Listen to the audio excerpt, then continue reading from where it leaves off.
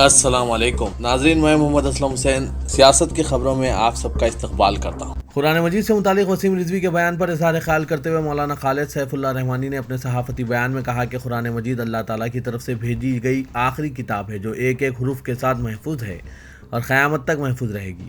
خود اللہ تعالیٰ نے اس کی حفاظت کا ذمہ لیا ہے، اس لیے وسیم رضوی کا قرآن مجید میں تحریف کا منصوبہ محض ایک بیہودہ کوشش ہے جو کبھی کامیاب نہیں ہو سکتی۔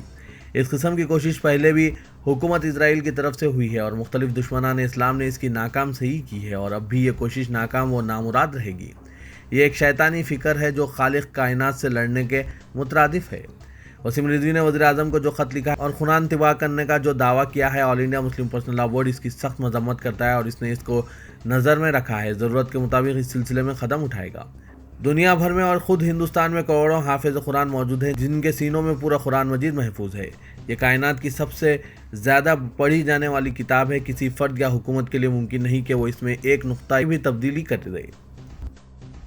اقوام متحدہ کے حقوق انسانی کے گروپ نے مرکزی حکومت سے پی ڈی پی کے محروس یوتھ صدر وحید الرحمان پارا سمیت 3 کشمیریوں کے خلاف مبینہ انسانی حقوق پامالیوں کے متعلق تفصیلات طلب کی ہے۔ انسانی حقوق کے تحفظ کی نگرانی کے لیے مامور اس خصوصی گروپ نے مرکز یا ہندوستانی حکومت سے P D P youth leader Waheed Para کی مسلسل نظر بندی، عرفان احمد ڈار نامی دکاندار کے مبینہ حراستی قتل اور نصیر احمد وانی نامی کمسن لڑکے کے لاپتہ ہونے کے بارے میں تفصیلات فراہم کرنے کو کہا ہے۔ اقوام متحدہ کے 5 ماہرین پر مشتمل اس گروپ نے اپنی ایک رپورٹ کو حال ہی میں انسانی حقوق کے ہائی کمشنر کی دفتر کی ویب سائٹ پر اپلوڈ کیا ہے، جس میں دعویٰ کیا گیا ہے کہ وحید پارا کو تفتیش کے دوران نیند سے محروم رکھنے کے علاوہ الٹا لٹکایا گیا ہے اور ننگا بھی رکھا گیا ہے۔ واضح کہ P D P youth leader Waheed Para کو 25 نومبر 2020 کو قومی تحقیقاتی ایجنسی نے گرفتار کیا تھا۔ رپورٹ میں کہا گیا ہے کہ وحید پارا کی گرفتاری سے تشویش لاحق ہوئی ہے کیونکہ پارا کو ضلع ترقیاتی کونسل انتخابات کے لیے اپنے کاغذات نامزدگی جمع کرنے کے 3 دن بعد گرفتار کیا گیا تھا۔ علاوہ ازیں پارا نے 30 جولائی 2020 کو اقوام متحدہ کے سلامتی کونسل کے موجودہ اور مستقبل کے ممبران کے ساتھ ایک ورچوئل میٹنگ میں شرکت کی تھی، جس میں انہوں نے جموں کشمیر میں حکومت ہند کی کارروائیوں، مسلم اقلیتی فرقے کے ساتھ روا رکھے جا رہے اس کے سلوک اور چین کے ساتھ حالیہ سرحدی کشیدگی پر تشویش کا اظہار کیا تھا۔ سپریم کورٹ نے مرکز سے کہا ہے کہ وہ کووڈ-19 ٹیکہ اندازی پالیسی اور کوویکسین، کووی شیلڈ اور اسپوتنک کے بشمول تمام ویکسینز کی خریدی سے متعلق تمام دستاویزات کا ریکارڈ پیش کرے۔ عدالت نے مرکز سے یہ بھی کہا کہ وہ بلیک فنگس کے لیے دواؤں کی دستیابی کو یقینی بنانے کے لیے کیے گئے اقدامات کی وضاحت کرے۔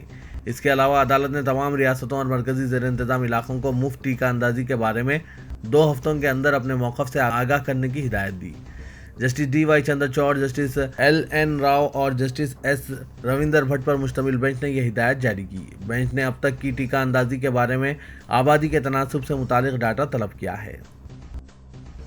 کانگریس قائد راہل گاندھی نے ملک کے شہریوں سے اپیل کی کہ وہ سبھی کے لیے مفت کووڈ ویکسین کی تائید میں اپنی آواز بلند کریں۔ انہوں نے زور دے کر کہا کہ ٹیکہ کورونا وبا کے خلاف طاقتور ترین تحفظ ہے۔ کانگریس قائد نے ملک میں کووڈ ویکسین کی قلت کا ایک ویڈیو بھی منسلک کیا۔ اورنگ آباد کے رکن پارلیمنٹ امتیاز جلیل کے خلاف مبینہ حملہ اور فساد مچانے کا ایک کیس درج کیا گیا ہے۔ انہوں نے دکانات کو مہر بند کرنے پر احتجاج کے لیے اورنگ آباد لیبر کمشنر کے دفتر پر دکانداروں کے ایک گروپ کی قیادت کی تھی۔ ایک عہدیدار نے یہ اطلاع دی۔ امتیاز جلیل نے دعویٰ کیا کہ ان کے خلاف درج کردہ کیس کا منگل کی شام کے واقعے سے کوئی تعلق نہیں ہے۔ ایم آئی ایم لیڈر نے دکانداروں کے ایک گروپ کے ساتھ لیبر کمشنر کے آفس کا دورہ کیا تھا اور یہ مطالبہ کیا کہ شہر میں 56 دکانوں کو جنہیں گزشتہ ماہ مہر بند کر دیا گیا، جرمانے کی ادائیگی کے بعد دوبارہ کھولنے کی اجازت دی جائے۔ ان دکانوں کو کووڈ-19 کی وجہ سے عائد کردہ لاک ڈاؤن جیسی تحدیدات کی مبینہ خلاف ورزی پر مہر بند کیا گیا ہے۔ بتایا گیا ہے کہ میٹنگ کے دوران مبینہ طور پر جھگڑا ہو گیا، جس کے بعد ڈپٹی کمشنر لیبر نے امتیاز جلیل اور 24 دکان مالکین کے خلاف رات دیر گئے ایک شکایت درج کروائی۔ مرکزی کابینہ نے آج ماڈل کرایہ داری ایکٹ کو منظوری دے دی، جس کا مقصد وسیع تر اصلاحات کو روشناس کرنا ہے، جس میں ہر ضلع میں علیحدہ رینٹ اتھارٹیز، عدالتوں اور ٹریبونلز کا قیام شامل ہے۔ یہ ایکٹ مکاندار اور کرایہ دار دونوں کے مفاد کا تحفظ کرے گا۔ وزیر اعظم نریندر مودی کی زیر صدارت کابینہ کے اجلاس میں اس تجویز کو منظور کیا گیا۔ مرکز کے اس ماڈل ایکٹ سے ملک بھر میں کرائے پر رہائش سے متعلق قانونی فریم ورک کی تبدیلی میں مدد ملے گی اور مجموعی ترقی میں معاون ثابت ہوگی۔ اس کا مقصد ملک میں ایک متحرک، پائیدار اور جامع رینٹل ہاؤسنگ مارکیٹ بنانا ہے۔ ہر آمدنی گروپ کے لیے کرائے کے مکان کی تعمیر سے راستہ ہموار ہوگا اور اس طرح بے گھروں کا مسئلہ حل ہوگا۔ ایک بیان میں کہا گیا کہ مرکزی کابینہ نے تمام ریاستوں اور مرکزی زیر انتظام علاقوں میں गश्त कराने के लिए मॉडल किराएदारी एक्ट को मंजूरी दे दी। गुज़िश्ता 5 दिनों से 6 साला कश्मीरी बच्ची माहिरा खान की एक वीडियो सोशल मीडिया पर खूब वायरल हो रही है, जिसमें वो अस्सलामु अलैकुम मोदी साहब कहते हुए अपना मसला बयान करती है। इस मासूम बच्ची का अंदाज तो लोगों को बहुत पसंद आ रहा है। साथ ही इसका मसला जानकर भी लोग पीएम मोदी से गुजारिश करते देखे गए कि वो इसकी बातों पर गौर करें। अब खबर आ रही है कि बच्ची की बातों को संजीदगी से लेते हुए इसकी परेशानी दूर कर दी गई है। दरअसल वीडियो में 6 साला बच्ची अपनी ऑनलाइन क्लासेस के बारे में वज़ीर-ए-आज़म नरेंद्र मोदी को बता रही है कि इसे किस तरह के मसाइल का सामना है। वो तवील ऑनलाइन क्लासेस और हद से ज़्यादा होमवर्क दिए जाने से बहुत परेशान है और वीडियो में बताती है कि सुबह उठने के बाद 10 बजे से दोपहर के 2 बजे तक इसे ऑनलाइन क्लासेस अटेंड करना होता है। वो ये भी बताती है कि इस दौरान इंग्लिश, रियाजी, उर्दू, ईवीएस और कंप्यूटर की क्लासेस होती है। वो कहती है कि मैडम और सर 6 साल के बच्चों को इतना सारा काम क्यों देते हैं? इतना काम तो बड़े बच्चों को दिया जाना चाहिए। कश्मीरी बच्ची ने ऑनलाइन क्लासेस की गाइडलाइन बदलने की अपील वज़ीर-ए-आज़म नरेंद्र मोदी से की और इस ताल्लुक से कश्मीरी इंतज़ामिया ने फौरी तौर पर अहकाम भी जारी कर दिए। बच्ची की वीडियो वायरल होने के बाद 1 जून से ऑनलाइन क्लासेस की गाइडलाइन में तब्दीली का ऐलान किया गया। गोया के गुज़िश्ता मंगल से छोटे बच्चों पर ऑनलाइन क्लासेस का बोझ कम हो गया है। तुर्क सदर रजब तैयब एर्दोगान ने अमेरिका को खबरदार किया है कि अगर वो इनके मुल्क को दीवार से लगाने की कोशिश करेगा तो अपने अहम दोस्त से महरूम हो सकता है। सरकारी टीवी चैनल TRT को इंटरव्यू देते हुए एर्दोगान अमेरिकी सदर जो बाइडेन के हालिया बयान पर कड़ी तनकीद की, जिसमें उन्होंने पहली जंग अजीम में तुर्की की सल्तनत उस्मानिया पर आर्मीनियाई बाशिंदों की नस्लकशी का इल्ज़ाम लगाया था। एर्दोगान ने इस इल्ज़ाम की शदीद मजम्मत करते हुए इसे मुस्तरद किया और बाइडेन को खबरदार किया कि तुर्की से ताल्लुकात मज़ीद ख़राब करने का नतीजा एक कीमती दोस्त से महरूमी की शक्ल में निकल सकता है। वज़ीर के बेल्जियम के दारुल हुकूमत ब्रुसेल्स में 14 जून को नाटो सरबराही इजलास में अमेरिकी सदर जो बाइडेन और तुर्क सदर रजब तैयब एर्दोगान की अव्वलीन मुलाकात भी मुतवक्किल है। सऊदी अरब के वली अहद शहज़ादा मोहम्मद बिन सलमान बिन अब्दुल अजीज़ ने रियाज में अपने कुवैती हममनसब शेख अल अहमद अल जाबिर अल सबा से मुलाकात की। क़सर यमामा में हुए इस मुलाकात में खित्ते की सूरत हाल और अमन व इस्तेहकाम को मजबूत बनाने की कोशिशों पर तबादला ख्याल हुआ। मुलाकात के दौरान में दोनों बरादर मुल्कों के बीच इख़्वात पर मबनी ताल्लुकात और मुतअद्दिद शोबों में 2 तरफ़ा ताउन की सूरतों के अलावा इलाक़ाई और बैनुल-अक़वामी सतह पर ताज़ा तरीन हालात भी ज़ेर बहस आए। तेलंगाना के वज़ीर आला के चंद्रशेखर राव ने रियासत में 11 जून से ज़रई अराज़ियात का डिजिटल सर्वे कराने का फैसला करते हुए पायलट प्रोजेक्ट के तहत 27 मुआवज़ात का इंतखाब करने में, जिसमें असेंबली हल्के गजवेल के 3 मुआवज़ात और माबाकी 24 अजला से 24 मुआवज़ात का इंतखाब करने की चीफ सेक्रेटरी सोमेश कुमार को हिदायत दी। प्रगति भवन में चीफ मिनिस्टर KCR ने एक आला सतही इजलास तलब किया, जिसमें उन्होंने कहा कि रियासत में तनाज़ात से पाक अराज़ी निज़ाम तैयार करने और अवाम के अराज़ियात की हिफाजत करने के लिए अराज़ियात का डिजिटल सर्वे ज़रूरी हो गया है। इस इजलास में सर्वे करने वाले एजेंसियों के नुमाइंदे भी मौजूद थे। तेलंगाना बीजेपी के सदर बंडी संजय ने कहा कि चीफ मिनिस्टर KCR किसी भी वक्त जेल जा सकते हैं। वज़रा और TRS के 18 कायदीन की बदउनवानी और बेकायदगियों के खिलाफ कानूनी राय हासिल की गई है। इनके खिलाफ भी बहुत जल्द कानूनी कार्रवाई का आगाज़ होगा। इटला राजेंद्र गैर मशरूत बीजेपी में शामिल हो रहे हैं। बीजेपी के ताउन के बगैर अलहदा तेलंगाना रियासत की तश्कील मुमकिन नहीं थी। तेलंगाना यौम तासीस के मौके पर बंडी संजय ने बीजेपी के हेडक्वार्टर पर कौमी परचम कशाई अंजाम दी। बादशाह मीडिया से गैर रस्मी बातचीत करते हुए बंडी संजय ने कहा कि अलहदा तेलंगाना रियासत की तश्कील के बाद सिर्फ KCR ख़ानदान और ओवैसी ख़ानदान को फ़ायदा पहुँचा है, जबकि तेलंगाना के अवाम मकरूज़ हो चुके हैं। बेरोज़गारी में इजाफा हुआ है, बदउनवानियाँ उरूज पर पहुँच चुकी है, एक भी वादे को पूरा नहीं किया गया है, जिससे रियासत के अवाम TRS हुकूमत से बज़न हो चुके हैं और बीजेपी तेलंगाना में TRS की मुतबादिल बनकर उभरी है। चीफ मिनिस्टर KCR की बदउनवानियों का हिसाब किताब हो चुका है, वो किसी भी वक्त जेल जा सकते हैं। कोरोना की दूसरी लहर से रियासत में 143 बच्चे वालिदैन से महरूम होने का महकमा ख़वातीन व इत्फ़ाल बहबूद की इब्तदाई तहक़ीक़ात में इंकशाफ हुआ है। ऐसे बच्चों की तादाद में मज़ीद इजाफा होने का अंदाज़ा लगाया जा रहा है।